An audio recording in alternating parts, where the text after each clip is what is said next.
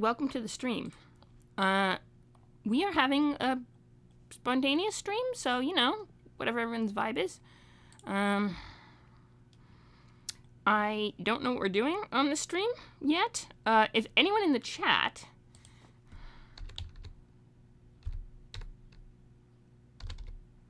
hang on, let me double check something real quick. So, if anyone in the chat has any really good ideas about what could do, I'm not necessarily opposed to taking suggestions. On account of, ooh.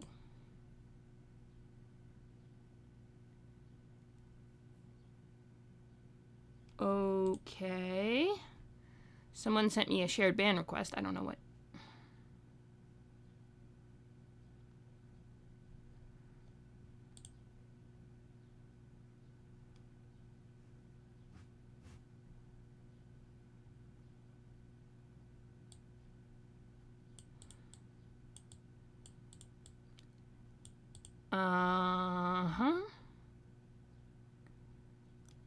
Okay.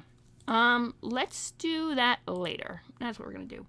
We're connected. We're solid. Nope. Screen manager. That's the one. Okay, I'm live, and let me just check something real quick. Afternoon tea. I think it's afternoon tea with Elite Tabletop RPGs. Okay, so hello. I guess I am looking at Moranthi. All right, you know what? We're looking at Moranthi. I just decided we are, because you were the first one in chat, and you said we wanted to do Moranthi. So, and I did promise you one more. I think I owe you one more Saturday stream. After that, you're gonna have to either fork over more channel points or give someone else a chance. But yeah, one more Saturday. Do you have any really good links? Also, let me do a thing, since we're doing the thing. Yeah.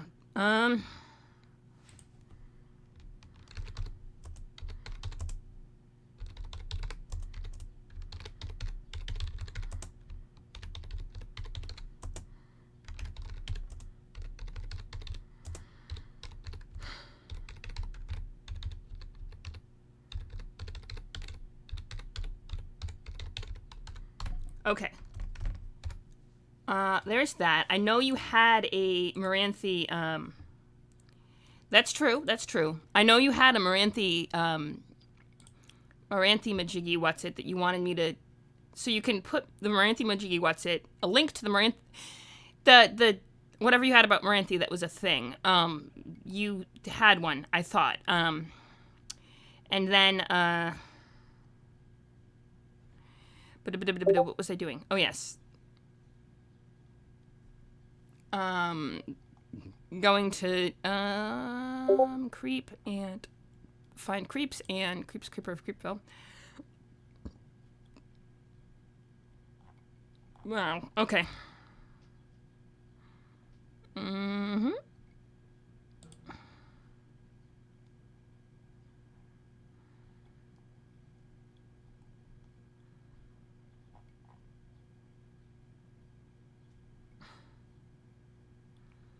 All right. Very cool. Okay, once I get this settled.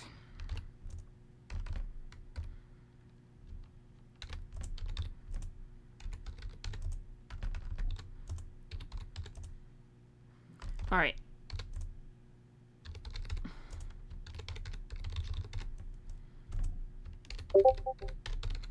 Okay. Let me just...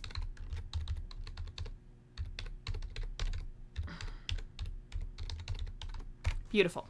We do that, we do this, then we go here. Okay. Yep, I know. Oh, right. I will make...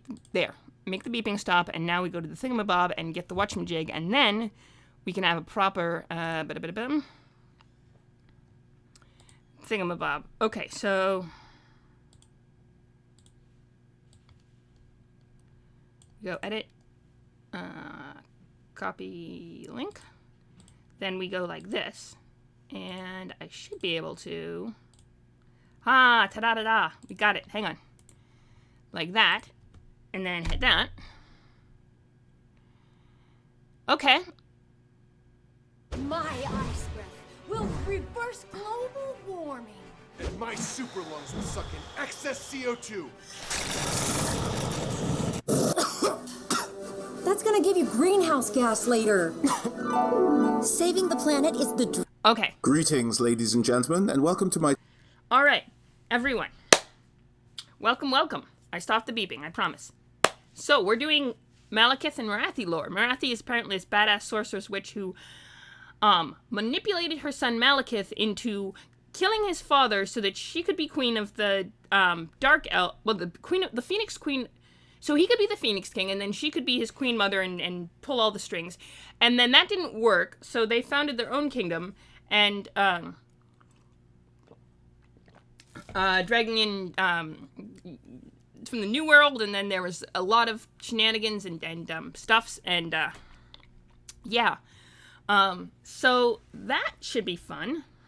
What was I doing? Oh yes, so that. I'm gonna... Desktop audio is there, then that one's there. No, not that. Yes, that one. Okay, I'm gonna hit play, and then you're gonna tell me if the balance between my voice and the thingy is good. And then we're just gonna vibe, I think. We're gonna do a reaction video. We got a couple people who know we're... Oh, hey, we got more viewers. That's cool. One more thing. Before I do any of that.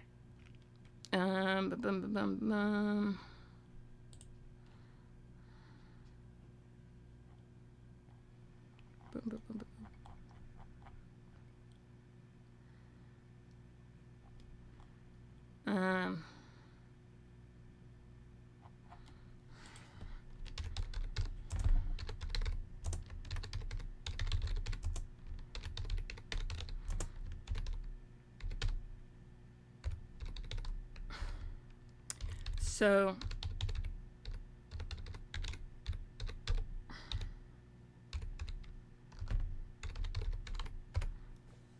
there we go. We are in a good place, and boom, we got that, we going. Okay, now, you're gonna have to tell me. My Total War Warhammer 2 Legendary Lord lore video. Hang on a second. Does the balance between me and the video sound good? Like, if I hit play right now... Malekith and Morathi. Can you hear me and it? Now, if you guys have already seen my likely legendary lords for the Dark Elf video, all the information contained in this video was part of that video. Okay. I just edited this out. Right, so, okay, excellent. In which case... Oh, you edited some stuff out. All right. I guess we're diving in. It's going to be an hour. So, buckle up. Let's do some lore. Yeah. Sorry. Let's... Nope, because I want to still be able to... I want to just arrange it in my screen in a way that I can see the chat so that you guys can... So people who are just looking to learn about Malekith and Morathi can just watch this video rather than watching the whole likely legendary lords video. All right. So if you've seen that one, feel free to skip this one and hopefully catch you on the next video instead. But if you're sticking with us, welcome, and let's kick things off. These two are the creepy mother-son duo who really created the Dark Elves as a whole. Now, it's quite hard to tell the individual stories of these two without overlapping significant portions of it, so I thought I'd tell you as kind of a blend of the two together, and then at the end we'll go through some of their separate character traits on the tabletop and how that might be transferred across to Total War Warhammer. Let's kick things off, and to really understand the history of these two, we have to go back to the initial Chaos invasion and the rule of the first Phoenix King, Anarion the Defender. Now, Chaos really came into the Warhammer world when two portals, created by a race called the Old Ones, exploded and unleashed huge amounts of Chaos energy all over the Warhammer world, allowing demons and all the creatures of the realm of Chaos to manifest on the land of Warhammer Fantasy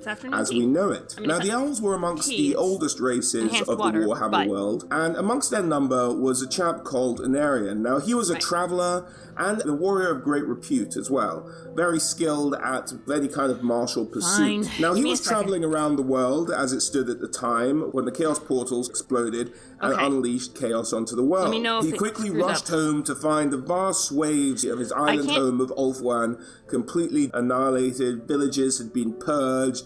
Blood, dismembered bodies, all kinds of anarchy and chaos were ruling over his once proud homeland. In kind of a last-ditch... Okay, he got his... Yeah, fine. I will... Give me half a second. I can't do Warhammer Fantasy. Basically, it's either... There is no Warhammer Fantasy. There's Warhammer, and then all of the specific video game Warhammer. So we're doing that. Boop. There. Viewers are fun, but... Okay. Alright, here we go. So, Homeland was destroyed by demons, or... I think. Attempt to save everybody, he went and he prayed to all the elven gods. And eventually he came to the shrine of Asuryan. And he knelt before in the temple of Asuryan and said he would gladly give his life if only the elven gods would stand in and intervene and save the elven people.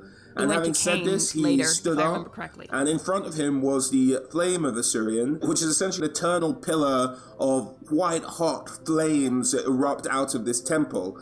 And he stood in it, hoping to give his life for the salvation of the elven people.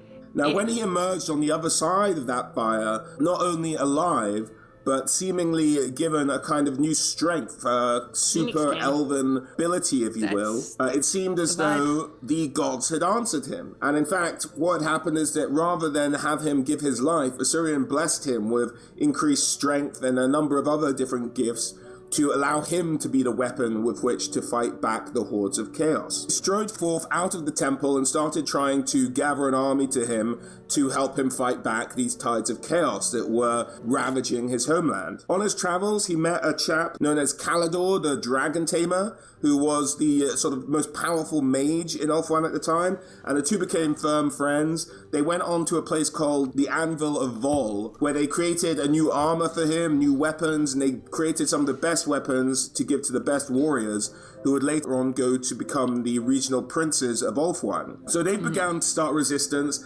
Anarion begins to fight back the tides of chaos, and indeed, this kind of first initial wave of chaos that swept over Ulthuan, they managed to fight off, earning him the name Anarion the Defender. During this respite, Anarion met the Everqueen Astariel, and they married and had a couple of kids. This is kind of a time of constant war. So although this initial first sort of huge surge of chaos had been fought back, chaos is still all over the place.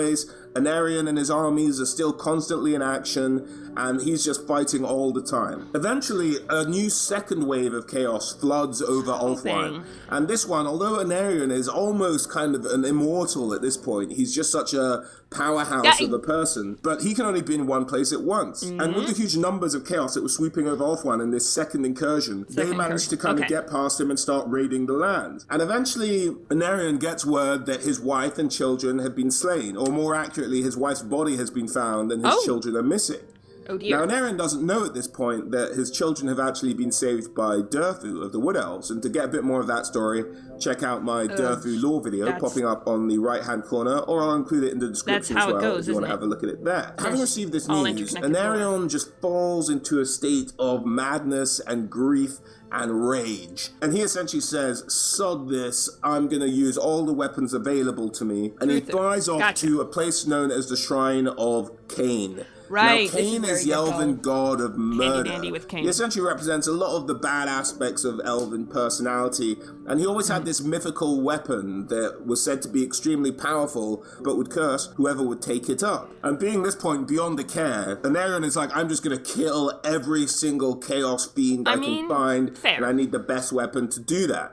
So he goes and he grabs the Sword of Cain, and it's said at that point he's cursed himself and the rest of his bloodline forever. Anarion takes the Sword of Cain, starts eventually waging war against chaos, and this lasts years, if not centuries, and this is just an ongoing battle between the elves and the forces of chaos, a battle for survival, a seemingly unending one that will just grind away at the elves until they're extinct. Along his travels at some point, now just sort of mad with grief, mad with bloodlust, taking on a new penchant for murder. Anarion seems to... No one witnesses this apart from Anarion himself. But Anarion comes back and he proclaims a new wife. This new wife is Morathi or Morathi. Morathi. And Morathi just seems to turn up and people...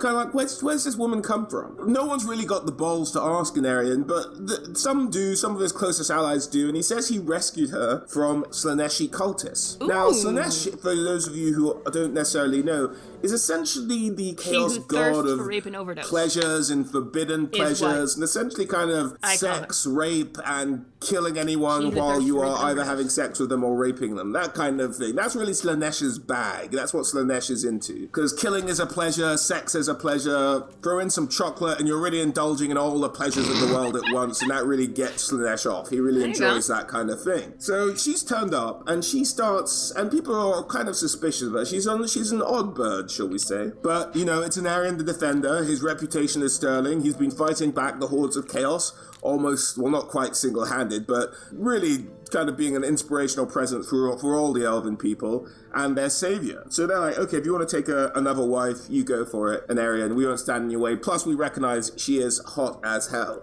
So good for you, buddy. Eventually, they have a child, and this child is Malekith. And they raise Malekith, her in the ways of sorcery, which she seems to have a gift in, and Anarion in the ways of sort of tactics and leadership, military knowledge and martial skill as well. So he's kind of got the best of both worlds, teaching him from a very young age. At some point during the war, Anarion sets up court at a place called Nagarath. I think that's how you pronounce it. In the top left-hand corner of Ulthuan, you'll see it there. Nagarath. Now, just while we've got this map up, I also want to point out a couple of other places that will come up in this story or come up later on in the story that will kind of still be relevant to us. So we're starting down in the south of Ulthuan here, and this is the Shrine of Asuryan. Now, this is where Anarion went and got himself blessed by Asuryan, effectively becoming the first Phoenix King of the Elven people. And Asuryan, for those of you who don't know, is essentially the patriarch of the Elven gods, kind of like the Zeus of the Elven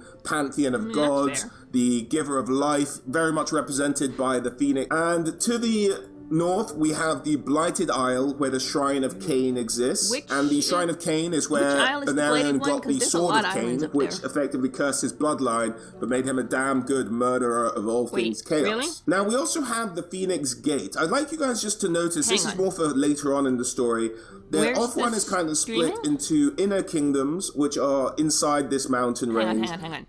Okay. Stream freezing going on. Is it better now, or is it worse? Because I'm trying to... Let me look. I mean, it says the internet's good. What do we got? Sorry. Is the stream freezing stopping now, or is it has it kept? Is it still? Let me see this thing. Is it still freezing? Because it's showing up well on my end, but I know my end is not the only end, and on both my ends actually. So, world end plus darn. Boop. Well, I can't. I mean, I could help. I don't know what to do about that, other than just kind of keep going and hope it doesn't stream too much.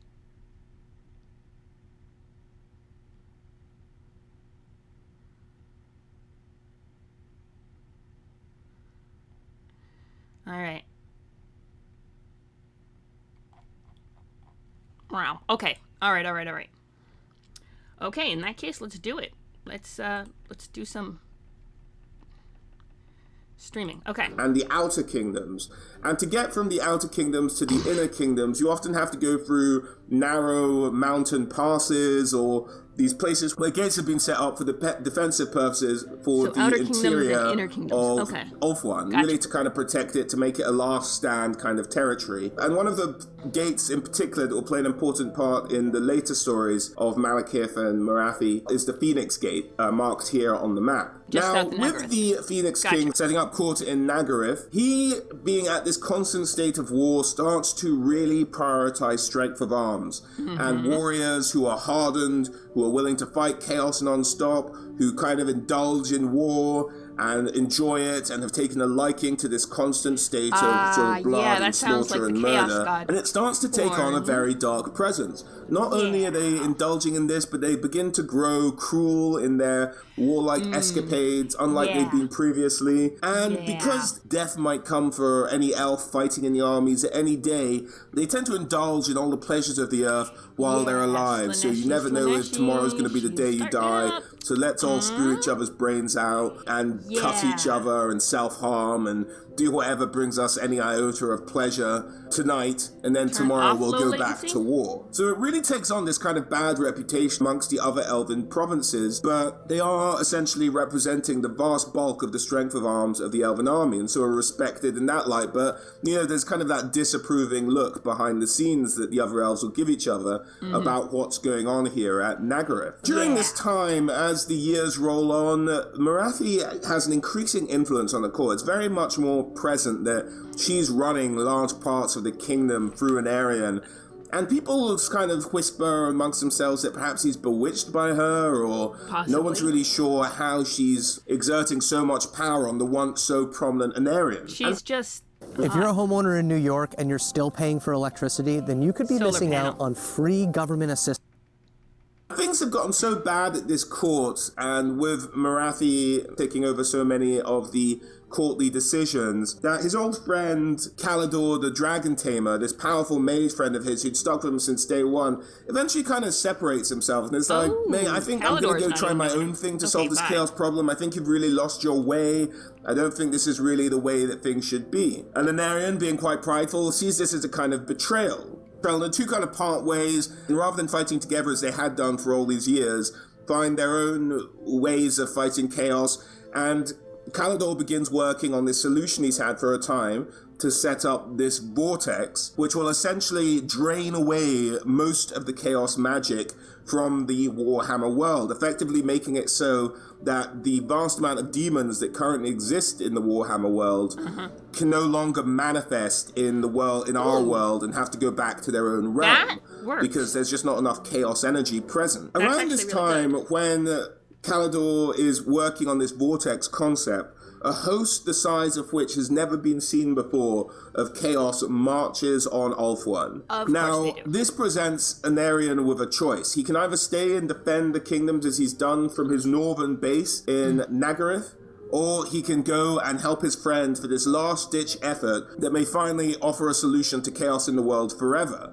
So it's either defend his own kingdom or go and try and find the final solution for his once friend who had betrayed him, essentially who was in his mind a traitor. And Anarion, perhaps salvaging the last vestiges of sense and righteousness from his soul that had perhaps been suppressed by the sword of Cain, the constant battling, the presence of this highly suspicious Morathi wife. But he manages to fight off all those influences, goes against the wishes of his new wife, and goes to help his mate Calidor. And arriving at Calidor, he sees a huge number of the host have already arrived at this island, which is essentially the Isle of the Dead, as you'll see in the middle of the Inner Sea. As you'll see in the middle of the Inner Sea on this map of Ulthuan. And upon arriving at the Isle of Dead, he gets his forces to engage, to essentially buy time. He knows it's not a battle he can win, but he can buy time for Calidor, and that's all that Calidor needs to hopefully make his plan work. And did it work? But upon arriving, his army engages the forces of chaos, but there are some forces there that his army can't hope to stand against, and those arrive in the guise of 4 greater demons who are essentially rushing for Calidor to try and kill him, to stop this vortex concept from going off at all. Seeing these greater demons, Anarion and his trusted dragon, Indrognir, swooped down and began to engage them all in battle. It's said that Anarion's army and himself fought like gods reborn that day in holding off the innumerable hordes of chaos. Through a fierce battle, the likes of which had never been witnessed by gods nor men, Anarion and his trusted dragon managed to defeat all 4 of the Chaos demons and buy Calidor enough time to complete his ritual. In so doing, Calidor Dragon Tamer, the most famed of the elven mages, froze himself and his fellow mages in time as the vortex began to take effect. and almost instantaneously, the forces of chaos began to dissipate and disappear back into their own realm. However, the price of battle was high.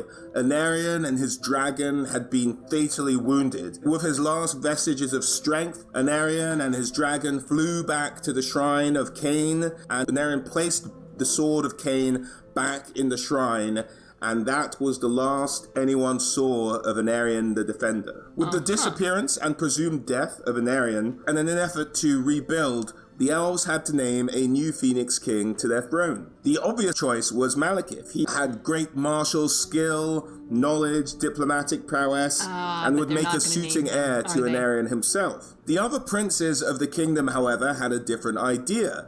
And the position of the Phoenix King is one that's elected by the fellow princes, not one that's inherited. So they, thinking that Malekith might suffer from the same kind of penchant for violence that led the province of Nagaryth into kind of its dark era, didn't want to see that happen to the entirety of Ulthuan. And they, realizing that this might be more of an era of peace than of war, with the hordes of chaos seemingly mostly defeated, they wanted a different kind of leader, one that could rehabilitate the elves from a warlike race to the peaceful one they had once been. So rather than selecting Malekith, they chose a prince amongst them known as Bel-Shanaar. Now, Morathi was livid with this. She was raging at this news. But Malekith himself seemed to take this in stride, and indeed was the first to bend the knee to Bel-Shanaar, the new Phoenix King. Following this, everyone kind of suspected that everything was cool. Malekith was alright with the decision, and you never know, he might be the next Phoenix King. That's always a possibility. So life then began to develop some kind of normalcy. The elves became an increasingly peaceful people. They began to rebuild their demolished homeland. And even after a time, they began to expand outwards. They began to set up colonies of what we now call the Old World. And Malekith was keen to explore these new territories. He in fact moved himself from his princedom, Nagaryth. He kind of went traveling. He went to Tor Alessi, which we perhaps know better as the city of Longueuil in Bretonnia. There he met and married a beautiful elven damsel known as Alisara. Now Alisara was a priestess of Lilith, the elven goddess of dreams, and as we may know her now as the Lady of the Lake, who has ensnared Bretonnia to protect her interests. In this new land, Malekith, who did like to practice his martial skill and kill a thing or two from time to time, took to the land because there in the old world he found orcs and the remnants of the Chaos armies who would give him a good battle from time to time. He continued his journeys eastwards, eventually encountering the dwarves, who themselves were expanding westward at this time. Together, side by side with the High King of the Elves, Snorri Whitebeard, they fought many battles, and indeed, Malekith's friendship with Snorri became the foundation of a long-lasting friendship between the elves and the dwarves themselves. So much so that Bel-Shanaar, the Phoenix King himself, came over to present gifts of friendship to Snorri Whitebeard, including some of the most expensive wine the elves have ever produced, which Snorri gratefully chinned the barrel of in one go as a show of respect, but one the elves took it with a little bit of shock. To find out a bit more about Snorri Whitebeard, do check the top right-hand corner for my Grombrindal lore video, or check the description if you don't see it there. When Bel-Shanaar came over and they had a big feast representing their friendship with the elves and the dwarves, Bel-Shanaar named Malekith the ambassador of the elves and that he should live in Karazakarak and just, represent the elves and go to war with Snorri and just continue their long-lasting friendship between the two peoples. The two of them, Malekith and Snorri, continued their adventures, and indeed, eventually, old age caught up with Snorri. On his deathbed, Malekith was indeed there, present as one of his best friends, and he made Malekith swear that the friendship between the elves and the dwarves would be one that would last forever. Malekith agreed to Snorri's request, and soon thereafter, Snorri passed from this world. The wine for dwarves. After the death of his friend, Malekith kind of left the service of the dwarves and began traveling again. he sort of went back to Ulthuan. He went looking for a while for his father's armor. He went to look at the Shrine of Cain, which seemed to transfix him due to the curse that Anarin had put on his bloodline. They'd always have this lusting for the Sword of Cain. But he did not take it up. He journeyed far to the east and made war with the despotic realms of men in that direction.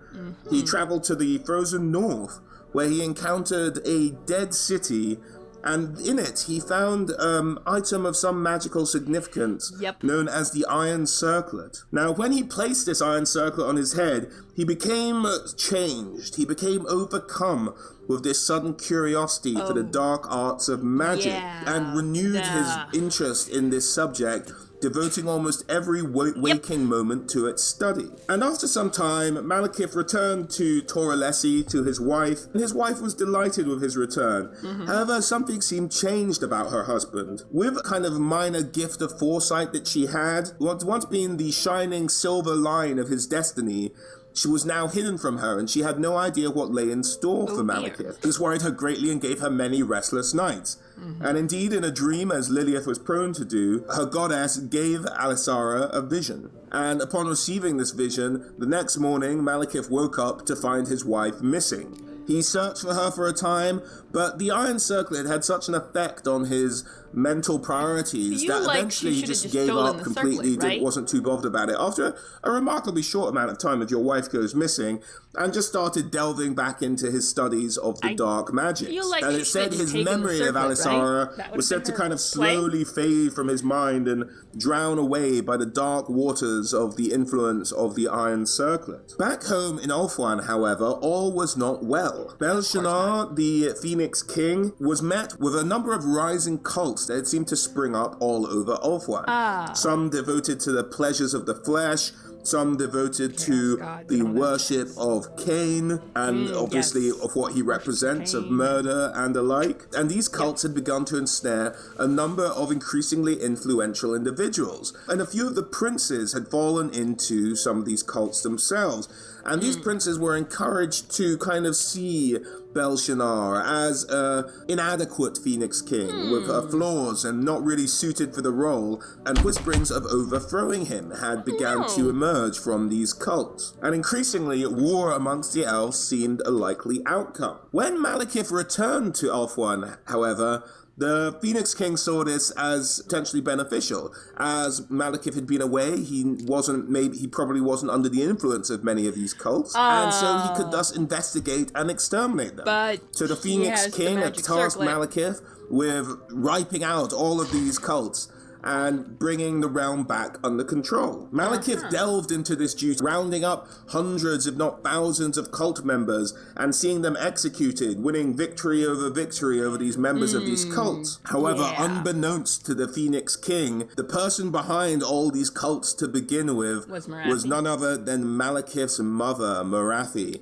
And Malekith was not wiping out cult members, but any potential opposition to his own rule. After a number of years of wiping out all of these potential obstacles to his path to power, Malekith beseeched the Phoenix King to call an assembly of the princes, where they all gathered at the shrine of Asuryan. Having arrived at the shrine, Malekith had secretly moved his entire army of Nagaryth warriors to positions around the temple in order to stage a coup. He promptly accused the Phoenix King of being the leader of the cults, whereby the Phoenix King quite handily managed to fall over poisoned. Malekith claimed that he'd poisoned himself in shame at the discovery of his leadership of the cult. A number of the princes present did not agree and called Malekith a traitor. Malekith had his agents come into the temple and promptly wipe these princes out. This would be known as the slaughter at the Temple of Asuryan. He then decided to take the mantle of the Phoenix King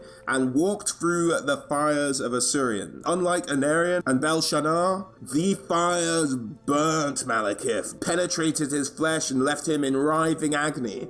With his last ounce of strength, he managed to throw himself clear of the fires, being a charred wretch of the man he used to be. In horror, his warriors grabbed him and retreated back north. With grievous injuries to Malekith, Morathi took control of the armies of Nagaryth, and they retreated to their strongholds in the north. They also called upon all their allies, so they had managed to infiltrate the families of Tiranoc and Illyrian and called them to their side, which they promptly answered. They also called the mages of Safri, renowned for the number of mages this area produced. They had managed to kind of split the population, and with civil war now seemingly inevitable, the mages of Safri took up arms against one another. Eventually, the mages who did not agree with Malekith's attempted rise to the Phoenix throne won out, and those who had lost retreated back to the lands of Nagaryth to join with Malekith and Morathi. They'd also managed to englamour or enchant or just simply convince a famous smith known as Hotep, who was a priest of Baal, to join their forces. And he, with the help of these renegade mages, managed to forge a suit of armor which they welded onto Malekith's flesh to help strengthen and heal him. And in this moment, it said the Prince of Nagaryth had died, and born was Malekith, the Witch King.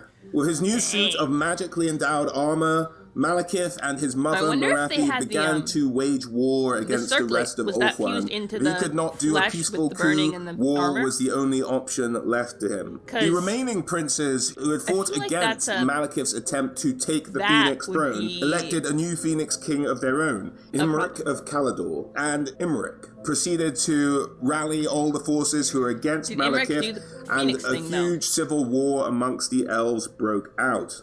However, Malekith was a renowned warrior and canny general. It said wherever the Witch King went, victory followed. Imric was forced into a defensive tactic of guerrilla warfare, of hit and run. This conflict lasted for 25 years until they finally met on the fields of Malador.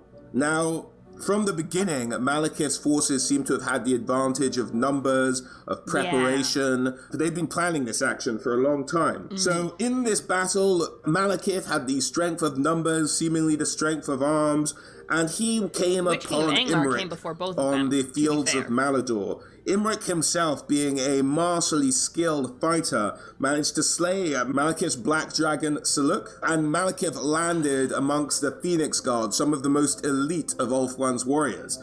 He did manage to cut his way free from them, but was forced to flee the battle, and seeing his mighty dragon fall, the forces of Malekith wavered and were indeed ridden down and defeated that day. As the jeers of victory went up from the united elves of Ulthuan underneath the banner of Imric, their new Phoenix King, Malekith was enraged. And as one final act of vengeance, he decided, if I can't rule Ulthuan, I will doom the world. And he set about trying to unbind the vortex that Calador, the dragon tamer, had put into place to essentially eliminate the armies of chaos from taking over the world. Malekith was like, I'm going to undo this vortex. I'm going to have chaos burn the world. If I can't have it, no one can. Take that, world, in a very angsty, emo-like way that he does. It was essentially a magic war spanning over the entirety of Ulthuan. Malekith and his sorcerers were fighting to undo it. The sorcerers who were loyal to the Phoenix King were fighting. And indeed, as Malekith's sorcerers began to use some of the last of their strength, they were finally tilting the balance. The vortex was starting to unbind. But in unbinding the vortex, it freed Calador the Dragon Tamer and his ancient mages who had been trapped in time, essentially, in the vortex. Realizing what was going on, they lent their strength to that of wizards loyal to the Phoenix King and managed to reseal the vortex. Now, the magical backlash of the sheer amount of magical energy that was being used to unbind and rebind this vortex had a catastrophic effect on the geography of Ulthuan itself. It said the mountains trembled and the sea began to undulate wildly around the island. Tsunamis and earthquakes? Essentially, a 1,000-foot tidal wave swept over the northern territories of Ulthuan, mostly affecting the lands of Nagaryth itself, the princedom of Malekith, completely destroying it in this tidal wave. The mages of Malekith's territories, however, had managed to save some strength. They'd put up some protective shields around some of the main fortresses within Malekith's kingdom, if you will. These arcs, and these broke away with the force of the tidal waves itself, creating now what is known as the Black Arcs of the Dark Elves, essentially these floating fortresses. Beaten, distraught, having most of his armies and forces wiped out by this tidal wave that have ripped apart his kingdom, Malekith ordered those loyal to him and those who essentially had no choice but to be loyal to him for fear of facing punishment at the hands of their elven brothers, took off, left Ulthuan with their floating fortresses, and it said they headed west to the land of the setting sun, looking to find solace in the darkness that presented to them. Eventually, around the year negative 2723 of the Imperial calendar, so around 5,000 years before in the current Total War Warhammer timeline, forces of what would become known as the Dark Elves settled in the lands of Naggaroth. And indeed, Malekith's Black Ark nestled into the cliffside, and he founded the capital city New Naggaroth, essentially? Naggaroth, which would become known as Naggarond, which had nestled itself in hillsides which were rich in iron and rock. And from here, he decided to rebuild a kingdom and rebuild his forces. However, what the Dark Elves were sorely short of was labor. They needed labor to build this new kingdom of theirs, and so they took to taking slaves. Now, finding Ulthuan a bit of a challenge and knowing any respectable high elf would sooner die in battle than allow themselves to be taken as a slave, Malekith had to look elsewhere for his workforce. So he looked to the lands of the east and the primitive tribes of Man, mainly. And soon the Dark Elves began to take vast numbers of slaves to help build their new kingdom, their new fortresses, their new cities. And Naggaroth became something of a pirate bay, if you will, with them setting sail out, pillaging any ships they came across, taking slaves, taking riches, and this very much became part of the Dark Elf lifestyle. After some time, Malekith's forces had begun to rebuild and re-strengthen themselves, and Malekith, always having his eyes set on the Phoenix throne, launched a new offensive against the Phoenix King. He made landfall on his old territory of Naggaroth. He rebuilt his old city of Anlek as a base of foundations, and from there he started to wage war against the High Elves yet again. Now this conflict, I believe, is said to have lasted about 2,000 years. So Naggaroth with and that Naggaroth. fight going back and forth, neither one side or the other gaining the upper hand. But eventually, Imric, who'd become known as Calador, the Phoenix King at this point, he won out and managed to drive Malekith from his lands once again. However, it did not come without a price, this victory.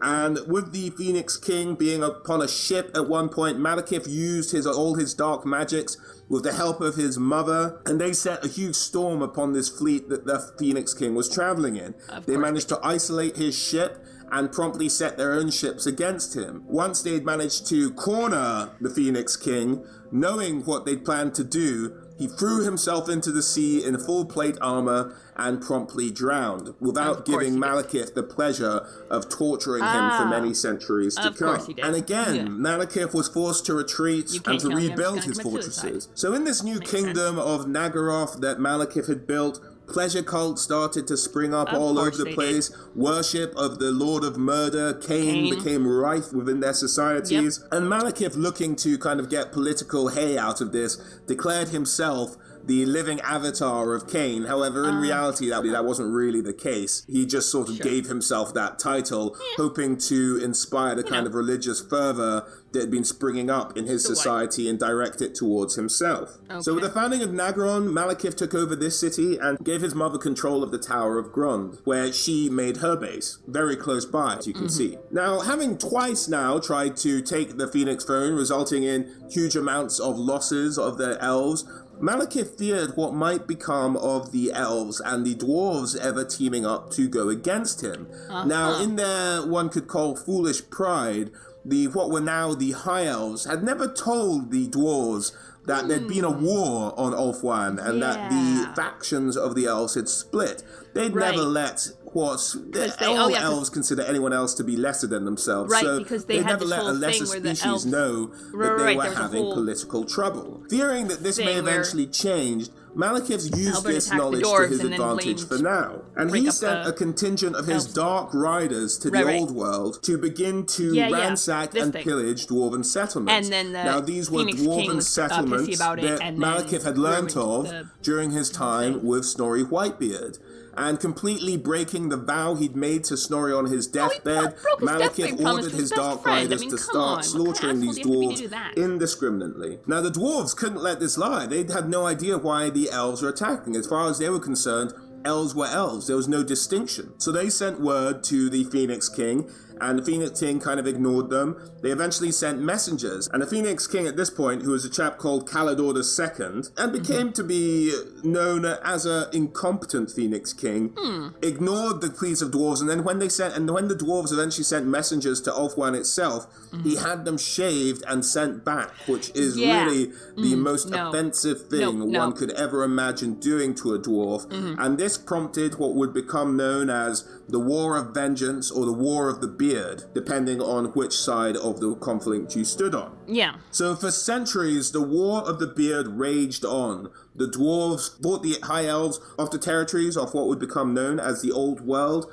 Their final stand was at Tor Alessi, and then which the you guys I mentioned earlier may know as Longu. And there the dwarves brought the High Elves off the territories of the Old World altogether, save for those who took refuge in Athol Loren, but they severed their links to the Phoenix Throne anyway, so they were an independent party at this point. Looking to take advantage of this war, Malekith again strode forth to attack Ulthuan, and he did it at full strength. All the Black Arks that had nestled themselves in Nagaroth were promptly severed from their moorings and set to the sea once more. And with a vast horde of warriors and slaves at his beck and call, he sailed southeast back to Ulthuan in another attempt to claim the Phoenix Throne. On his journey across the ocean, he learned of the death of the incompetent Phoenix King Calidor II. Now, this was actually bad news to Malekith, because although he always rejoiced in the death of a Phoenix King, Calidor's incompetence looked like it was actually going to be of huge benefit in the war to come. But instead, Calidor had died, which meant a competent Phoenix King might be put in his place, which would make things a bit more difficult for Malekith. The new Phoenix King was called Caradriel, and he devised a new system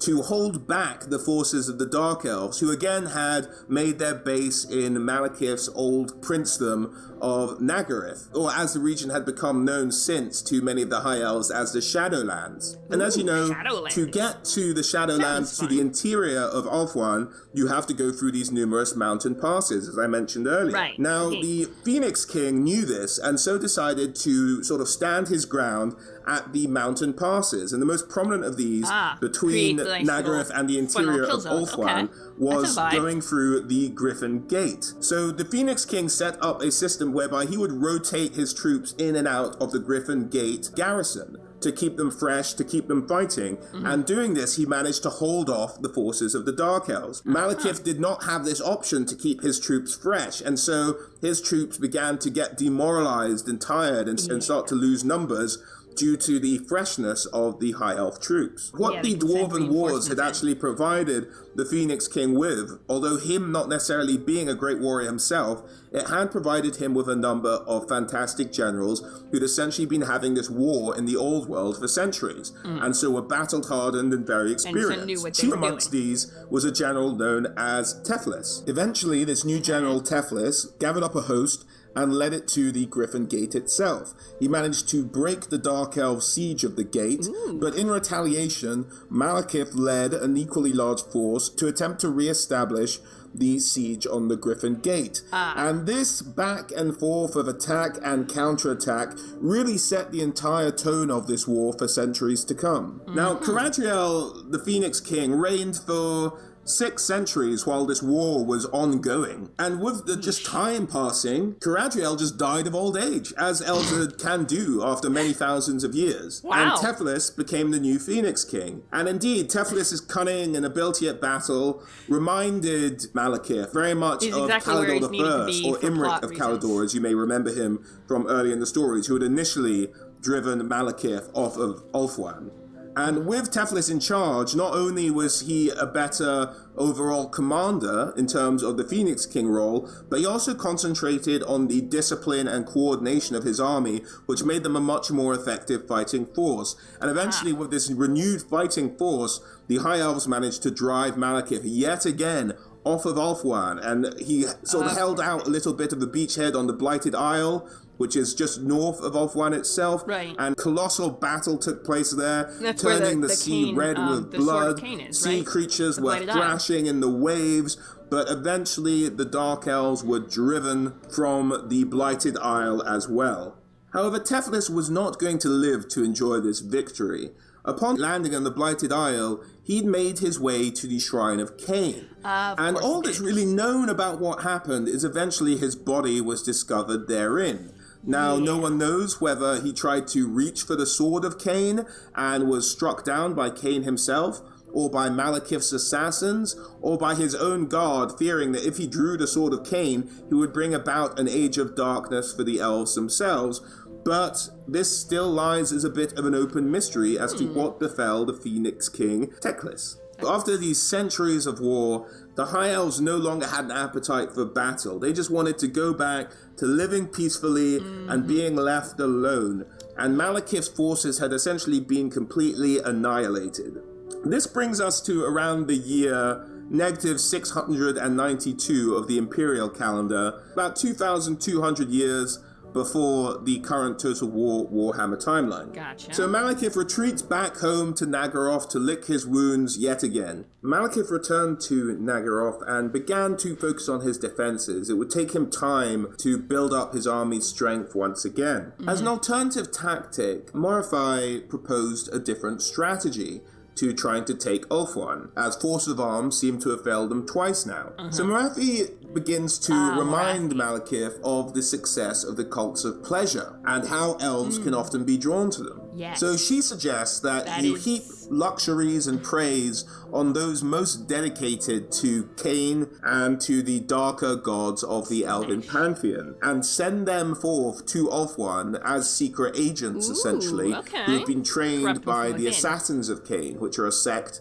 that exist in Nagaroth now. So he agrees with this, and he sends forward a bunch of Dark Elves who reintegrate themselves into Ulthuan society as smiths, as merchants, as all kinds of things. And they're essentially sleeper agents who have been trained by the Assassins of Cain to strike when the time is right, to undermine elven politics, and to recruit other people into the cults of pleasure that they are going there to found, essentially. At this point in elven society, with the death of Teclis, a new Phoenix King was crowned, and that his name was Belkahadris. And as time passed, Belkahadris passed the Phoenix throne on to Aphis. And Aphis goes on to be the next Phoenix King. And it's during the reigns of these two Phoenix Kings that these cults begin to grow and again begin to gain traction within elven society. However, the peace and kind of malaise that set over the elves of Ulthuan as far as war and conflict is concerned is beginning to affect Malekith as well, and he's overcome with this kind of sense of ennui. Without this constant state of warfare, he finds himself withdrawing from Dark Elf society and really kind of just keeping himself to himself. But there's nothing to challenge him. He kind of begins to fade in terms of his hatred and his anger for the High Elves, and just sort of gets about his own thing in his own day and removes himself from the running of the country and for plotting again to take over the Phoenix throne. Now, Morathi, his mother, is quite angry about this. She likes her boy fired up, plotting murder and carnage and war and savagery, and won't be happy until he sits on the Phoenix throne. So she tries to think of ways to knock him out of this. One of her ideas is to sacrifice to Cain daily, so her kind of murders pick up the rate to try and get Cain to reinvigorate her son. This doesn't really work, so she goes to one of the other cities of Nagaroth and incites a rebellion. Now, Malekith gets up on his new black dragon and quickly quells this rebellion in a horrid, merciless-like way. But this is only a temporary reprieve from his general kind of lackadaisical nature that seems to have taken over him at this point. So this doesn't seem to work. and she doesn't really know what to do. She's kind of at her wit's end. At this point, messengers from Athel Loren have arrived, and it transpires that Alisara, Malekith's long-lost wife, and sister to Ariel, who is now queen of the Wood Elves, has reached out and said she wants to come home and she's sorry for everything that's happened. And Malekith gets this news and tries to hide it with no luck from his mother, who has spies all over his court. And his mother is like, no, she might actually, with the state of mind he is in now, she might actually convince him to lay down arms and maybe even reunify the elven people and give up his quest for the Phoenix throne. So she decides we can't have this. However, if she was to act openly against Alisara, she's sure that her son would kill her. So she comes up with a plan, and she disguises herself and goes to Ulthuan, and it's described as in glamours, but essentially like sexes up this prince and enchants him with her magic and her hot body, and it convinces this prince that this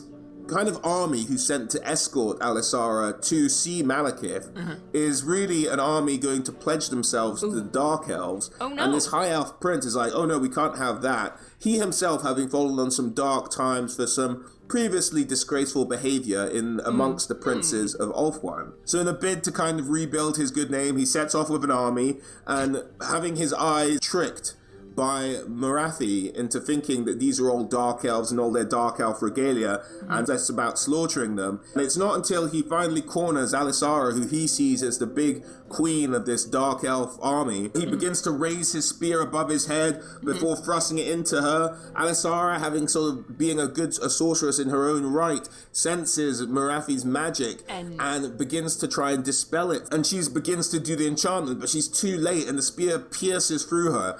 And with her last gasp of breath, she whispers the last words, and as her blood trickles down the spear onto the hands of Valador, his eyes are opened, and he sees all the carnage he's brought upon his Wood Elf brethren, and he is devastated, and he goes and he flings himself off the nearest cliff, because they are fighting on the shores of Bretonnia. His soldiers promptly return home, not really understanding what occurred at all, and they're just kind of bemused by the whole thing and kind of try to forget about it, although they think they've done something horrendously wrong. And so Alisara is dead, this threat to Morathi of being able to quench the fires of hatred that burn within Malekith has been dealt with. But just due to the nature of communication in the old world, it takes weeks for Malekith to learn of this. And even when the court of Malekith finds out, no one has the balls to tell him. So days and days go by once they've actually heard the news, and everyone knows that probably the first person to tell him will die. At that point, Morathi arrives from her sort of travels, shall we say, and hiding her glee, reports the news that has been received from the old world, that his wife is dead. Enraged that the love of his life, who he'd happened to have forgotten about really for the last few millennia, had been killed, Malekith, having reignited the kind of furnace of hatred within him with the death of his wife Alisara, summoned his war council to him and promptly had them all murdered. He felt that in his kind of withdrawal from the council and the sort of running of the country, that these guys had all tried to take over, and that his armies weren't yet at full strength because they'd been having power games in an attempt to take over the vacuum of power Malekith had left behind. And so depleted all of their forces fighting amongst one another, which Malekith couldn't abide, and this is why he wasn't at full strength. And thus he triggered the strategy his mother had suggested of the cults, and he put them into full effect. Aethys, the new Phoenix King, who Malekith would no doubt face in this new offensive, had become kind of a weak king. The arts really did very well under him in terms of poetry and literature and artistic endeavor. But as a warrior race, the elves had really fallen away. They hadn't really kept up their martial skills, their army had become a shadow of what it once was, and their new Phoenix King had put little value in building up the armed forces at all. So Malekith launched this offensive. They go south yet again. The cults rise up and start to attack key targets in Ulthuan to try and ease the way for Malekith to arrive. But unbeknownst to Malekith, the previous Phoenix King, Bel-Kehadris, had founded a Tower of Hueth. And from this tower, a new type of warrior was being trained, and these new warriors were the Sword Masters of Hoeth, and they'd been fighting a secret war against these cults of excess for all these years. And in fact, the cults had been a fraction of what they could have possibly been, thanks to the effort of these Sword Masters. However, the cults had done their job, and in fact, a cultist by the name of Girafor had in fact managed to infiltrate so high up in High Elf society that he was the Chancellor to the Phoenix King. And indeed, he choked the Phoenix King to death, and so he killed the Phoenix King. Now, why Malekith would want an incompetent Phoenix King dead isn't 100% clear, but the Phoenix King is dead, and the idea is that it sends the rest of Ulthuan into disarray. This is all actions that Malekith engineers before he sets off with his army to the shores of Ulthuan itself. So after some time, Malekith actually discovers that his mother was responsible for the death of Alisara, and he imprisons her for a year in his deepest, darkest dungeon. A year. Now, after this year, he's been pondering what to do about his mother, whether he should kill her, what the punishment should be. But he acknowledges that the death of Alisara did rekindle the flames of hatred within himself and made him a stronger leader. So after a year, he brings his mother back into the court and says, "Okay, mother, I'm going to let you go." Once he'd forgiven her, it was a good thing he didn't see her face as she was leaving his hall, for a knowing smile crept over it, and had he seen it, I have lost 104 pounds. I lost 50 pounds. And then I lost about 30 good for you pounds. guys. he surely would have struck her down there and then. Morathi was not free and clear, however. The Wood Elves were still out looking for vengeance. Alisara was, after all, the sister of the Queen of the Wood Elves, Ariel, who had since become the living embodiment of the elven goddess Isha, and she was married to the living avatar of the elven goddess Kurnos, in the form of Orion. So the Wood Elves were on the warpath for those responsible for killing the Queen of the Wood Elves' sister. They'd gone to Ulthuan initially and had discovered that Morathi was the one behind it. So using the ancient system of the world roots, they secretly made their way up through Naggaroth and started to siege and attack Morathi's fortress. They eventually breached it, and Orion was on the verge of running through Morathi with a spear, but Morathi could taste the dark magic that Ariel seemed to be using, and so offered Ariel a deal to teach her more of the dark arts, for Morathi could tell she was but an amateur in this area of magic. Almost to her surprise, Ariel agreed with Morathi's deal, and they allowed her to live, provided she teach Ariel the secrets of the darker side of magic. So having had the cults wipe out the previous Phoenix King, the new Phoenix King, Morvael, who would become known as Morvael the Impetuous, launched a war fleet against the Dark Elves in retaliation. Now, not knowing the Dark Elves at this point, having dealt with the issues of his warring dreadlords, and sort of put everyone back under his authoritative banner and regrown the Dark Elf armies, the fleet of the High Elves encountered a Dark Elf army at full strength and were promptly slaughtered. This left Ulthuan essentially with no real standing army with which to resist. The cultists had done their work and weakened a number of institutions around Ulthuan itself, and so Malekith thought the time is nigh, and he moved to strike at the heart of Ulthuan itself. Yet again, he stuck with the tactic of going back to his boyhood home of Naggaroth and setting up his army there, rebuilding yet again his hometown of Anlek with the help of slaves. You may be noticing a slight sense of repetition here. Yes. But this is the story of Malekith and how it goes. All the High Elves really had to counter him at this point were civilian militia levies, who were poorly trained, not professional warriors, and this was all the arms they could really muster. However, despite this, these levies proved to be brave souls really just trying to fight for survival, and they managed to again hold the Dark Elf armies at the Griffin Gate. Malekith and his mother's dark magic were kind of reaching out and trying to get every advantage they could. They started to poison the mind of the Phoenix King with nightmarish dreams, night upon night, to bring him to despair. And eventually, Morvael managed to resist most of this stuff, but he decided to spend what was left of the treasury of the High Elves on rebuilding a naval fleet. And this tactic seemed to slightly work. What they managed to do was to actually cut off the supply lines of the Dark Elves to reinforce their army, which was already on Ulthuan, and it? really started to affect the strength with which they could advance. And this resulted in this conflict stretching out for a number of years, yet again. This is an edit that needs to go in earlier, but it's a repetition.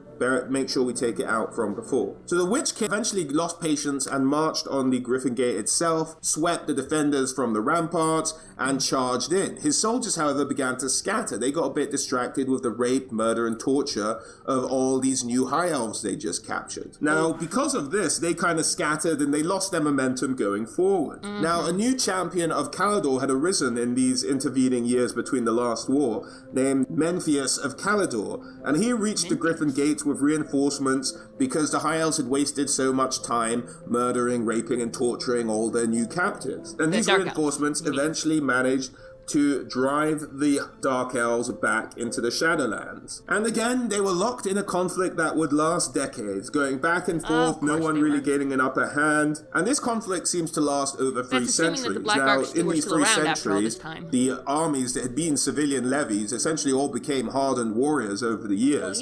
And their martial skill began to match that of the Dark Elves themselves. And with their supply lines being constantly harangued and harassed and compromised, the Dark Elves never managed really to gain the upper hand. And eventually, in a final battle in the Shadowlands, this new champion of Caledor, Memphius, was riding and faced Malekith in battle. Malekith managed to kill Memphius, but Memphius's dragon, Nightfang, went absolutely berserk at the death of its master. It tore apart Analek, the capital of the Shadowlands that Malekith was using as his beachhead. And it tore apart its walls, it killed hundreds if not thousands of Dark Elves, and it was eventually brought down. But the damage it had done to the army and to the structure itself forced the Dark Elves to retreat back from their fortress, and indeed pull back from Ulthuan yet again. On his return to Naggaroth, Malekith had all his admirals executed for their failure to break the blockade of the High Elves to get a constant and steady supply line going through and reinforcing his armies. He blamed them for this failure. But he did take solace in the fact that Morvael had finally succumbed to the amount of pressure and depression caused by Malekith and Morathi's dreams being implanted into his head. The Phoenix King was driven to such despair that he in fact killed himself before the war had concluded by throwing himself into the fires of Asuryan. This made the 7th Phoenix King he'd seen dead in his lifetime, as he was effectively immortal now, and he kind of took a little bit of delight in that fact, and he sort of took solace in the idea that eventually, after all these Phoenix Kings are dead, he will be able to take his place on the Phoenix throne. Hang on. Again, due to his immense rage, no one wanted to approach Malekith during this time, and indeed it was many weeks before any dared, and when they was, it was Morathi, his mother, to lend him some counsel yet again. Having unfortunately failed yet again to take the Phoenix throne, Malekith decided for a bit of a change in tact, a change in strategy, if you will, of the Dark Elf progression, and he kind of just says like, alright guys, there's some new powers who have popped up around the world. These humans seem to be doing okay in the old world. There seems to be some stuff going on there. Let's go pillage and pilfer everything that's going on over there and make ourselves wealthy and build our power base back up. This kicks off something known as the Age of Glorious Torment.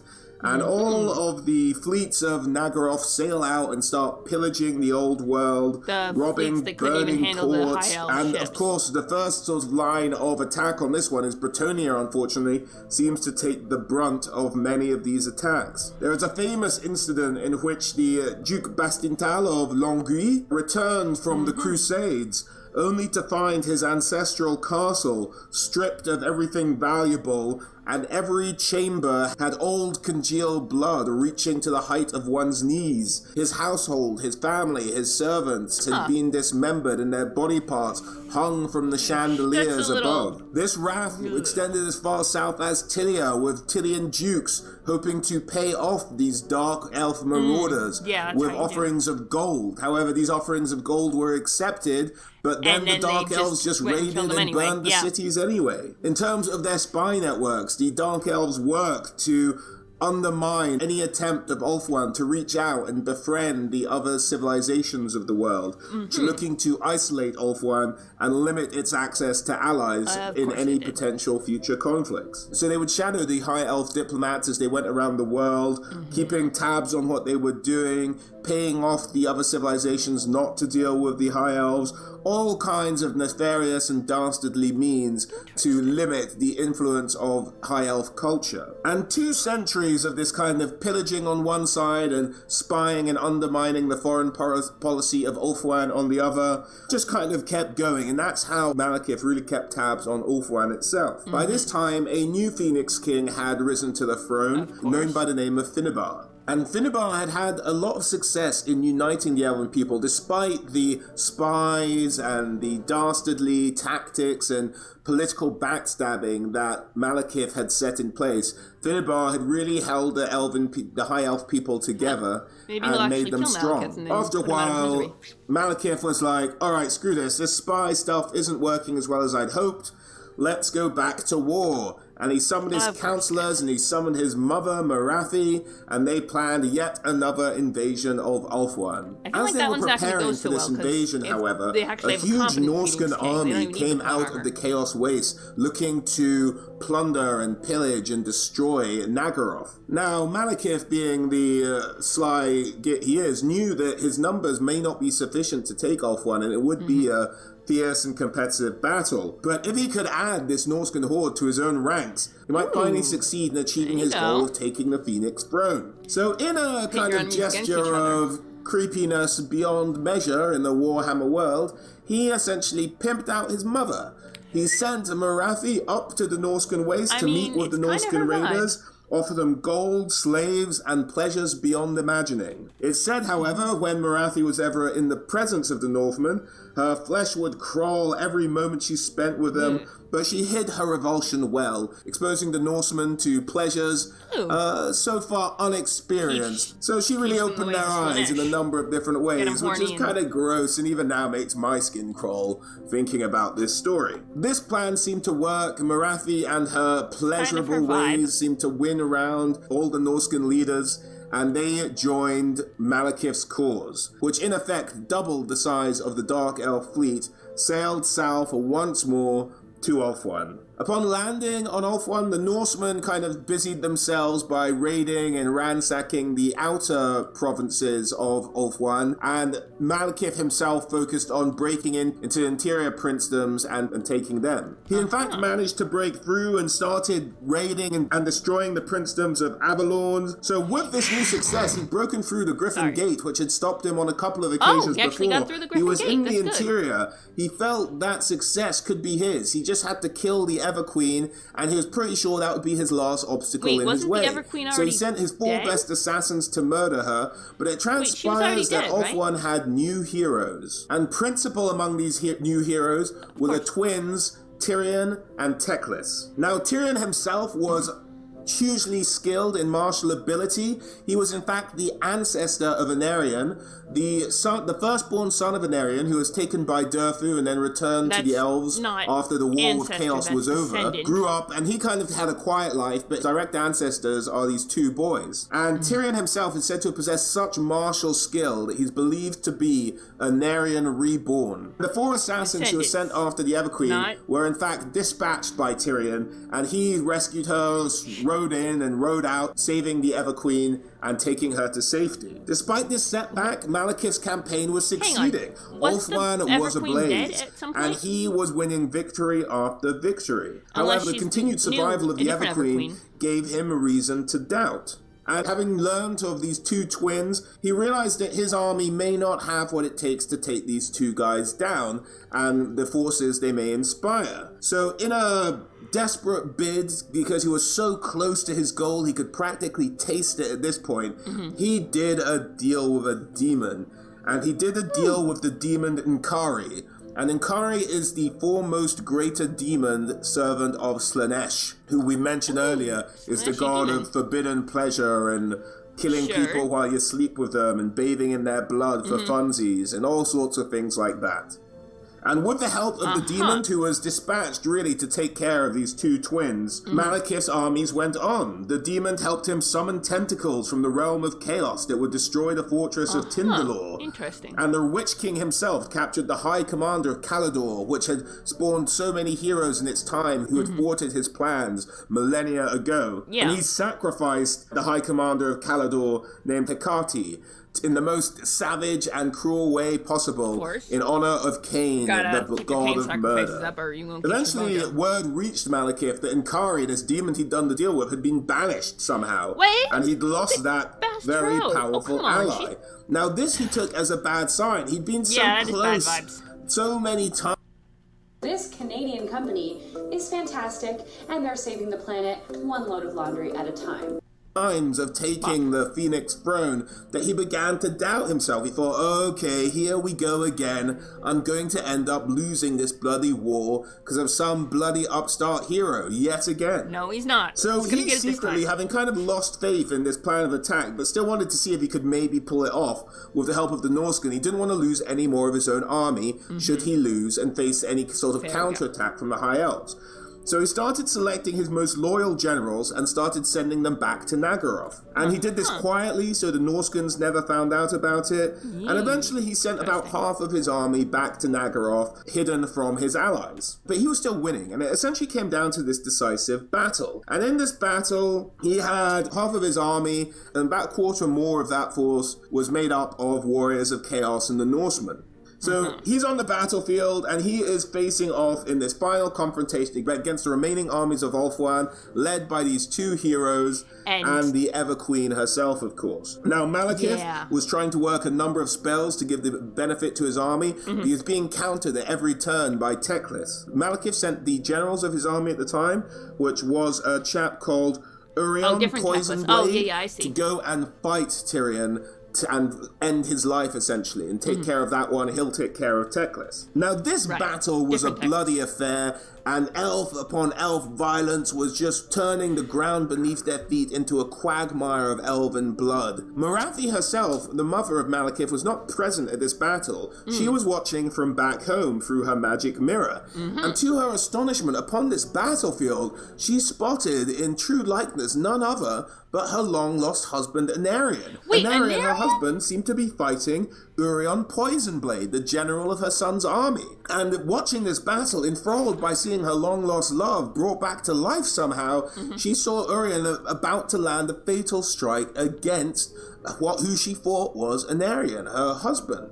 And she used her magics as much as she could muster from that distance away to deflect the blade off of its trajectory, allowing who she thought was Anarion to deal the fatal blow to Urion Poisonblade. Now, it turns out this wasn't Anarion, of course, but Tyrion, the new hero of the High Elves. But for her, having known Anarion, he looked exactly like him. She couldn't tell the difference just from looking at him. No, that is, she was convinced. Bullshit. Like, the only difference was that he looked maybe less burdened than when she'd known him. Less burdened with the loss of his family and with the constant warfare. But this was her husband, as far as she was concerned. So she saved him. And with the loss of his general, it really came down to the magical duel between Malekith and Teclis, this new mage who had emerged to become leader of the Elven Mages. This duel lasted the entirety of the battle, and Teclis eventually managing to summon the power of the Moonstaff, which was his weapon, conjured a curse on Malekith. Now, Malekith initially didn't know what this was. He thought it had maybe failed or had been dispelled by his armor or some such. But what the spell actually did was awaken the fire of Asurion, the elven god who ran the sort of the pillar of flame in the temple to crown the Phoenix King, and it reawakened that fire within Malekith's flesh, causing it to burn him yet again from the inside. And this brought Malekith into terrible agony, and he couldn't escape this, and this seemed to be the end of Malekith, except in some kind of brilliant moment of inspiration, thought to himself, through a blistering pain, he needed to disappear to the realms of chaos, where the flames couldn't reach him. So he popped himself back into the realms of chaos, and indeed, the flames did quell themselves there because the magic of Teclis couldn't reach him. But as far as the Dark Elves were concerned, they'd just lost their general, they'd just lost their Witch King, so they began to break. and they started to run. And the High Elves indeed started to ride them down. Now, having lost his general and the Witch King himself, army was still the safe and commander sound, so he didn't of lose Malekith's everyone. Black Guard, which is essentially his the best of his troops, took command, started to fight a series of battles to allow the remnants of the Dark Elf army to at least retreat off of Ulthuan, because they were being harried and chased all the way from retreating to the inner kingdoms, back through the mountain passes, and back into the sea. And he successfully managed to do this, fighting a series of increasingly more desperate battles, and eventually he did manage to get some survivors back to Naggaroth. So essentially at this point, the Dark Elves have lost their Witch King, they've lost their generals, but Malekith had managed to preserve the vast majority of his loyal forces. Right, but because Malekith was gone. There was a huge power vacuum. Morathi, for a time, tried to deal with this as Dreadlords tried to claim the throne for themselves. She had a number of them imprisoned in their attempts to take over from Malekith and rule the Dark Elves. But eventually, she was put into confinement and kind of voluntarily surrendered herself. She managed to get a message to Kurando, who's essentially like the most trusted soldier of Malekith. And he gets to the capital of Naggarond, and he says to all these Dreadlords who are competing for power, okay, you guys, let's see if we can't hash this out. I just led the remnants of the army back. I have some forces at my command. You know I had the trust of Malekith. Let's hash this out. So all of you come to meet me. You can't bring any forces and bring one weapon. That's the deal of this meeting. So they do that, and he essentially says, okay, you Dreadlords, what's going to happen now is you're all going to fight, and whoever wins, whoever walks out of this room alive, is the king of the Dark Elves and will rule in Malekith's stead until the day of his return. And they're all like, okay, this is a bit untowards. What gives you the authority? He's like, you got to do it now. And he got all his servants to shut them in at this great council chamber. Well, and slyly, them thinking him unarmed and then not in the competition, they sort of set about killing each other as Kuran calmly walked over to his seat and reached for his weapon, which had been hidden in the shadows behind his chair. A few hours later, there was a massive banging on the door as Kuran emerged as the only survivor of this conflict between the Dreadlords. He promptly freed Morathi, and with an agreement between the two of them, decided to rule until Malekith's return. So at this point, Morathi and Kuran are kind of ruling together, and they've taken over, and they're still trying to find ways of bringing Malekith back. They don't think he's dead. They know that he's gone to the realms of chaos, but they have no idea really how to bring him back at this point. So Morathi is still concerned with what she'd seen in the battle. She'd seen her long-lost husband, remember? And so she started a side project. She tried to kind of figure out where her son was, but got distracted by hopefully reuniting with her husband. If Malekith couldn't be king, then who better than Anarion, reborn to rule in his stead? So at some point, Morathi manages to engineer the situation where she kidnaps Tyrion. And she gets Tyrion and she's like, okay, you're almost exactly my husband, I'm pretty sure, but your mind has been warped with this loyalty to the Phoenix King, Finnabar, and your love for the disgusting whore, the Everqueen. You shouldn't love her, you should love me. And Finnabar shouldn't be your Phoenix King. Like, you shouldn't be loyal to him, you should be loyal only to me and to yourself. So we'll try and get rid of those parts of your personality through my magical rituals. Now, over the course of these magical rituals, essentially Tyrion is freed by a traitor servant of Morathi. Now, it's later revealed that this traitor servant might be in the service of Helbron. Now, who Helbron is, we'll get into a little bit later.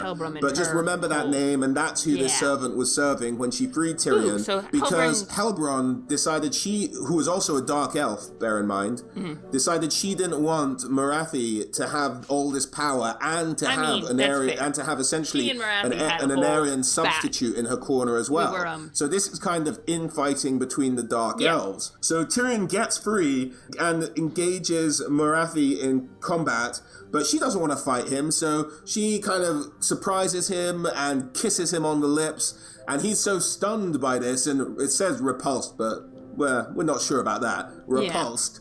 That he doesn't manage to land a strike or a blow, and she manages to escape cleanly.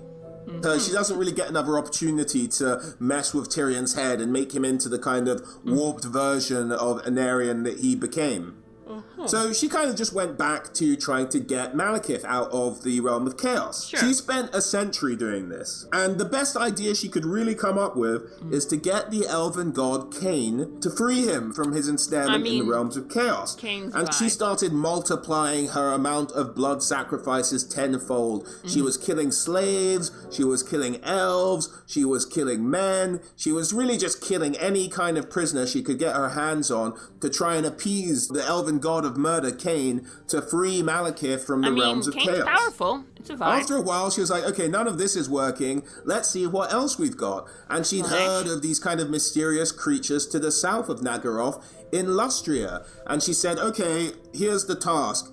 There'll be great rewards for whoever can bring me the greatest gifts of sacrifice from the lands south of us in Lustria. And so vast armies of dark elves started to sail and march south to try and see what they could find in the jungles of Lustria. And indeed, they brought back many different kinds of lizard men and dinosaur-like creatures, and each was sacrificed, and none seemed to satiate the god Cain. And then eventually, after 12 years of these crusades into the lands of Lustria, one of the warring parties managed to come back with a Slan mage priest who'd been lobotomized by an assassin during their conflict with the Lustrian lizard men. And then doing her magic incantations and sacrificing one of these most powerful of magic users to the god of murder, Cain, she finally received a vision and knew all she had to do at this point was wait for the return of Malekith. A short time after this, a patrol of Dark Riders found the body of Malekith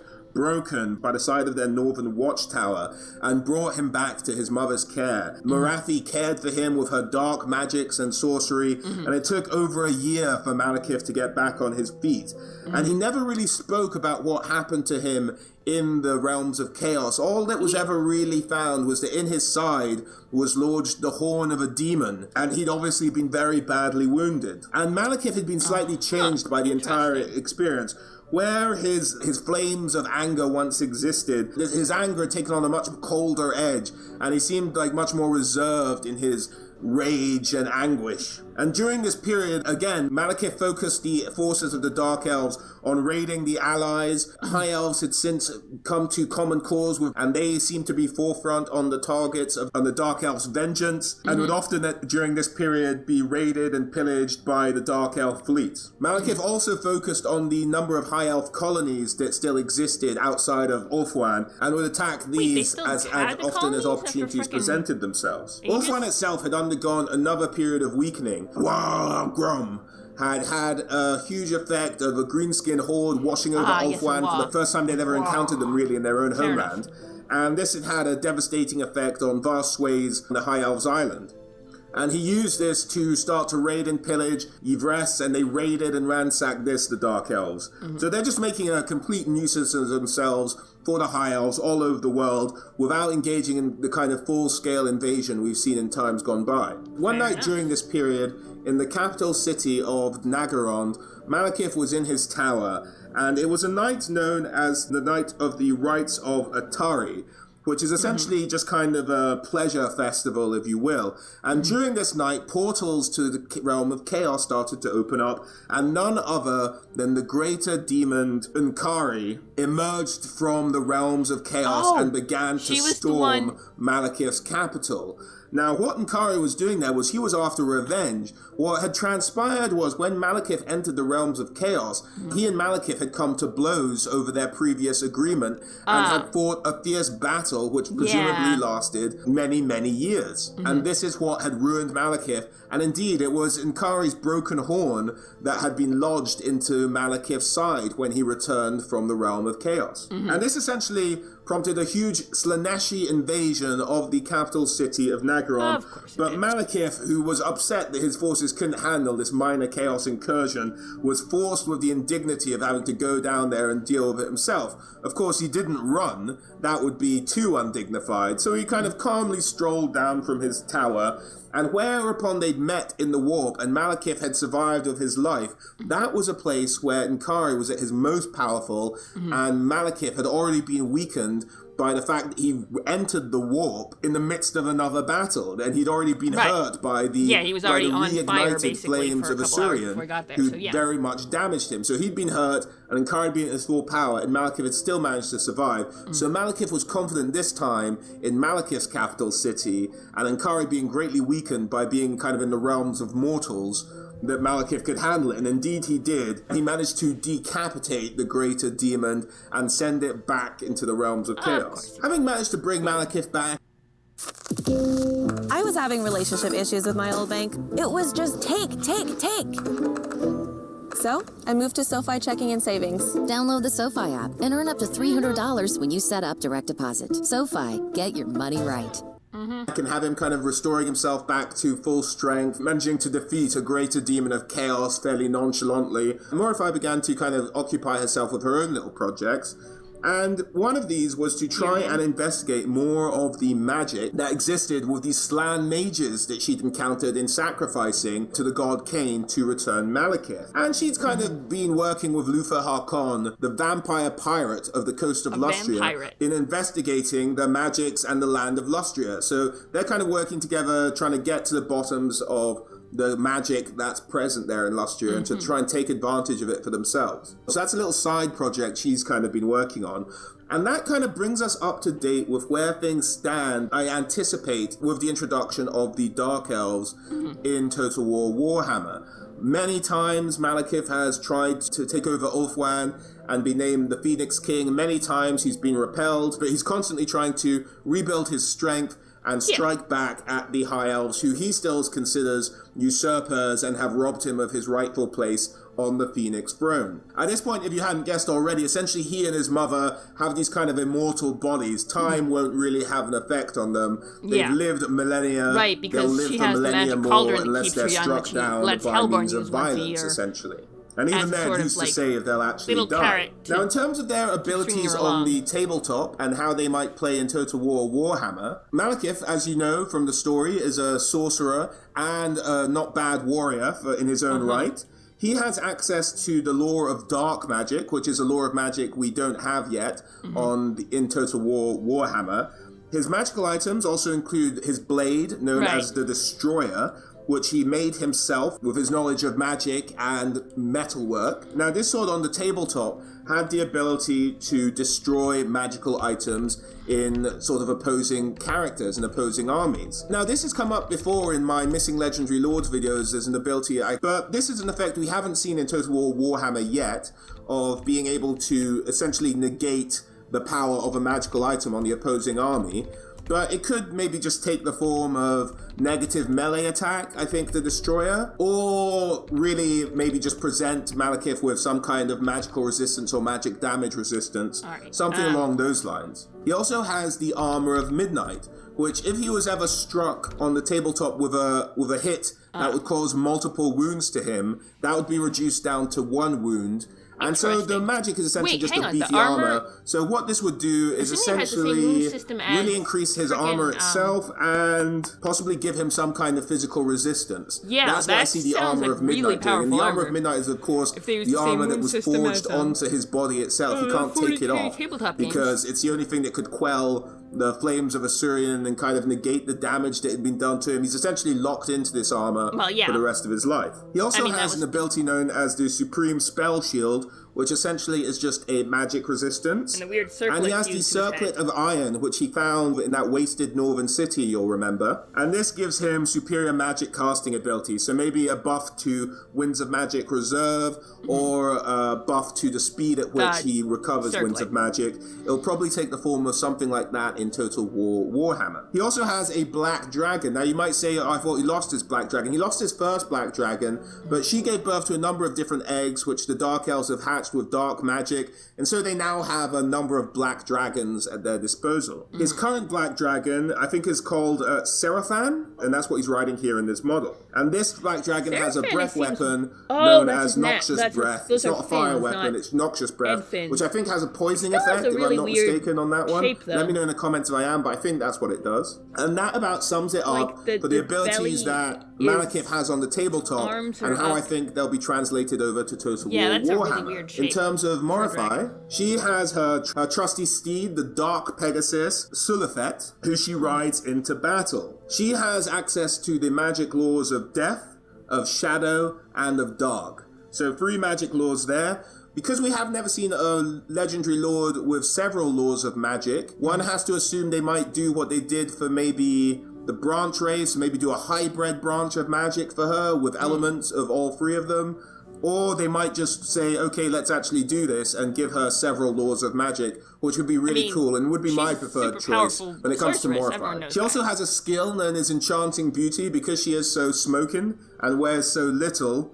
This is essentially something that would be translated over to Total Warhammer essentially as a melee skill debuff. It kind of just distracts the people fighting her. They are less likely to hit in the tabletop, and that translates in Total War Warhammer as a melee skill debuff. She also has a skill known as the First Sorcerer, which essentially just makes her a better spellcaster. It gives her extra dice on the tabletop to cast magic spells. And essentially this will just be a magic buff, and again, probably just a Winds of Magic buff in terms of her reserve and her recharge rate to make her stand out and to make her a very powerful magic user in Total War Warhammer. 1001 Dark Blessings is yet another special rule that applies to her, and this is essentially a ward save and magic resistance. So essentially would be a tick on the upgrade tree, I think, rather than a magic item quest or anything like that, that could give her magic resistance and a ward save as well. In terms of her magic item, she just has really her 2 blades, which are known as Heart Render and Dark Sword.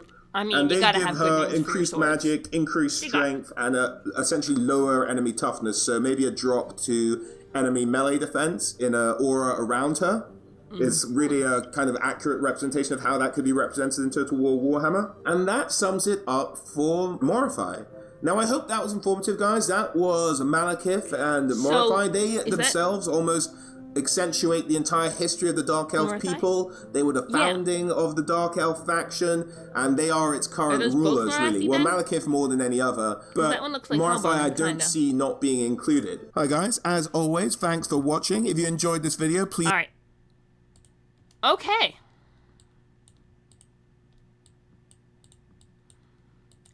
Ooh. Interesting. Good to know. All right.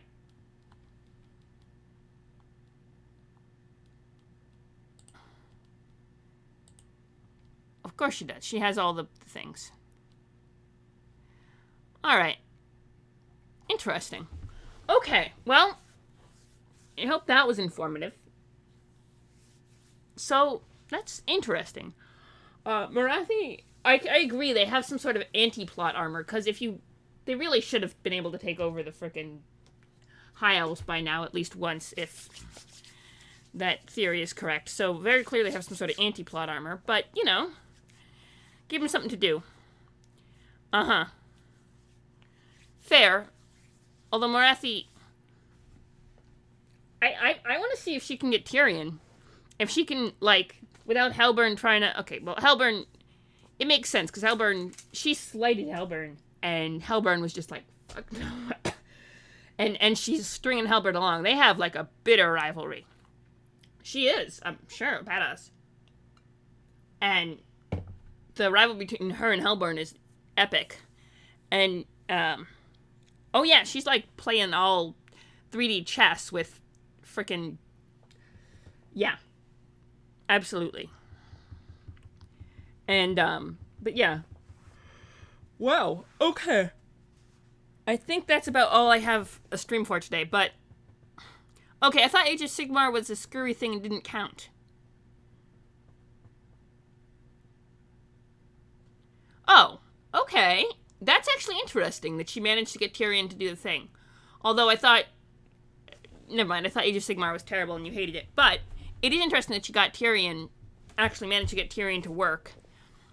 Although that was kind of weirdly BS, that she couldn't tell him from her husband. It doesn't? It's not terrible?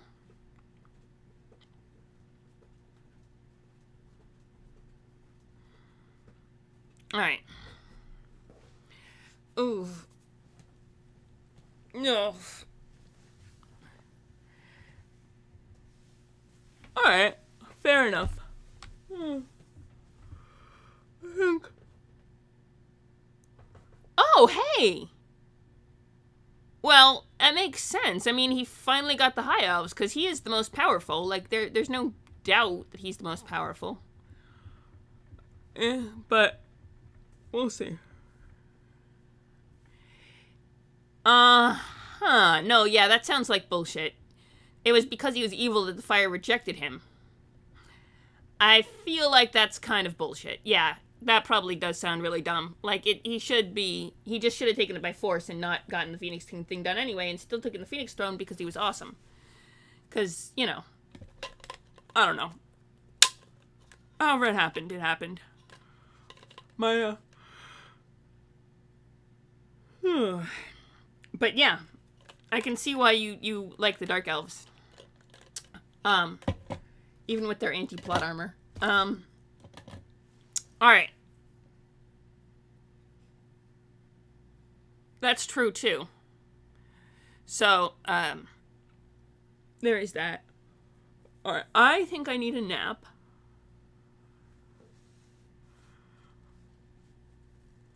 And I appreciate everyone who was watching, which is Sig, and we have someone else too, so that's fun. We have other viewers.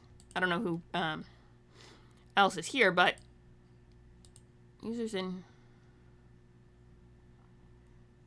Apparently we have a whole host of users in chat that never talk. Okay. Well, I appreciate all of you. And, wait. Everqueen? No! I mean, isn't that his... No. The Everqueen wasn't... Didn't he... That makes no sense. She's not gonna marry him. She sent her 2 champions to... Although, I guess if one of her champions did turn into Avatar of Cain and marry his mom, that seems weirdly incestuous. Okay. Yeah, no, okay. I can see why you would be...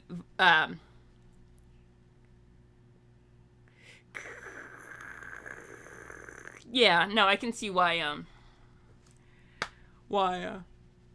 yeah, I can see why you'd think that was dumb. Alright, so everyone, so again, everyone else who's watching, that was, the, Age of, not Age of Sigmar, the regular old Warhammer Malekith lore video, Malekith and Morathi lore video, because it was awesome sauce, and I agree, I can see why you like it. And for now, that's what we got. Tomorrow, pre-gaming, and I think, probably gonna pre-game on, Thomas's. Yeah, absolutely. I do enjoy the Warhammer fantasy lore. I'll probably do that more often. No one's really... Well, actually, hang on a sec. Let me go to something, because I think maybe there might be someone we can rate. Give me half a second. Nope, not that one.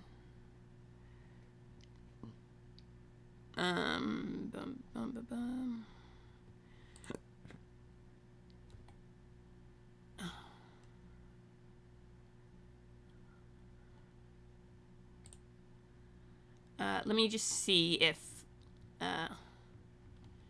Red Grim Gaming, are you live or not? You are. Okay. Oh, hosting. All right.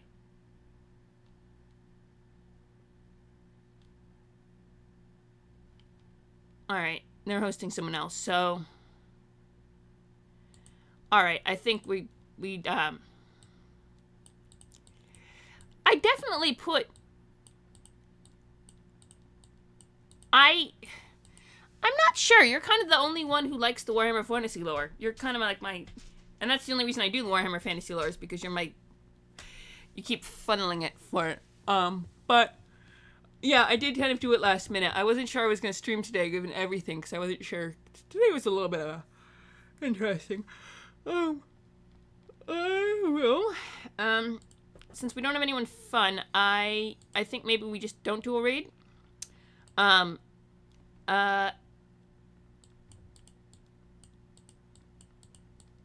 but at the very beginning.